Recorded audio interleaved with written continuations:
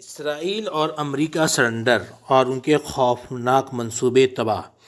اسرائیل کے قومی سلامتی وزیر ایتمام گویر نے غزہ میں جنگ بندی اور حماس کے ساتھ قیدیوں کے تبادلے کے معاہدے پر احتجاج کرتے ہوئے اپنے عہدے سے استعفیٰ دینے کا اعلان کیا ہے۔ انہوں نے اس معاہدے کو تباہ کن قرار دیتے ہوئے کہا کہ اسرائیل کے لیے نقصان دہ ہے۔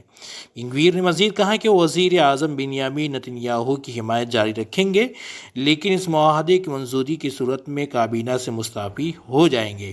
یہ استعفیٰ اسرائیلی حکومت کے اندر اختلافات کو ظاہر کرتا ہے، خاص طور پر غزہ کے ساتھ جنگ بندی اور قیدیوں کے تبادلے جیسے حساس معاملات پر۔ غزہ اور اسرائیل کے درمیان حالیہ تنازع میں متعدد افسوسناک واقعات پیش آئے ہیں۔ ذیل میں تازہ ترین 10 خبریں پیش کی جا رہی ہیں۔ نمبر 1، شمالی غزہ پر اسرائیلی حملے، کم از کم 73 افراد ہلاک۔ الجزیرہ کے مطابق بیت لاہیہ کے رہائشی علاقے پر اسرائیلی فضائی حملے میں کم از کم 73 افراد ہلاک ہوئے، جن میں بچے اور خواتین شامل ہیں۔ نمبر 2، غزہ میں اسرائیلی بمباری سے 73 فلسطینی شہید، 130 زخمی۔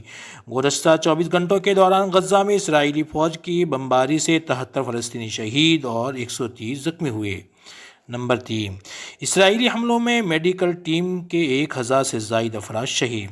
غزہ میں جاری اسرائیلی حملوں کے دوران ڈاکٹروں، نرسوں سمیت میڈیکل ٹیم کے 1000 سے زائد افراد شہید ہو چکے ہیں۔ نمبر 4، الاقصی ہسپتال کے باہر خیموں پر بمباری، 4 فلسطینی زندہ جل کر شہید۔ اسرائیل نے غزہ کے الاقصی ہسپتال کے باہر خیموں پر بمباری کی، جس کے نتیجے میں 4 فلسطینی زندہ جل کر شہید اور متعدد زخمی ہوئے۔ نمبر 5، شمالی غزہ پر حملے، 13 بچوں سمیت 30 افراد ہلاک۔ جبالیہ میں ایک گھر پر اسرائیلی حملے میں 13 بچوں سمیت کم از کم 25 افراد ہلاک اور 30 سے زائد زخمی ہوئے۔ نمبر 6، اسرائیلی کارروائیوں میں پولیس سربراہ سمیت 67 افراد ہلاک۔ غزہ کے مختلف علاقوں میں اسرائیلی فضائی حملوں کے نتیجے میں حماس کے زیر کنٹرول پولیس کے سربراہ سمیت 67 افراد ہلاک ہو گئے ہیں۔ نمبر 7، غزہ میں اسرائیلی بمباری سے 42,792 افراد شہید۔ عرب میڈیا کے مطابق 7 اکتوبر 2023 سے اب تک غزہ میں اسرائیلی حملوں کے نتیجے میں شہداء کی مجموعی تعداد 42,792 ہو چکی ہے۔ نمبر 8، کمال عدوان ہسپتال کے ICU یونٹ کے ڈائریکٹر شہید۔ شمالی غزہ میں اسرائیلی بمباری کے نتیجے میں کمال عدوان ہسپتال کے ICU یونٹ کے ڈائریکٹر ڈاکٹر زیاد شہید ہو گئے۔ نمبر 9، غزہ میں 24 گھنٹوں کے دوران 42 فلسطینی شہید۔ غزہ کے طبی ذرائع کے مطابق گزشتہ 24 گھنٹوں کے دوران صہیونی دہشت گردوں نے کم از کم 42 فلسطینیوں کو شہید کیا ہے۔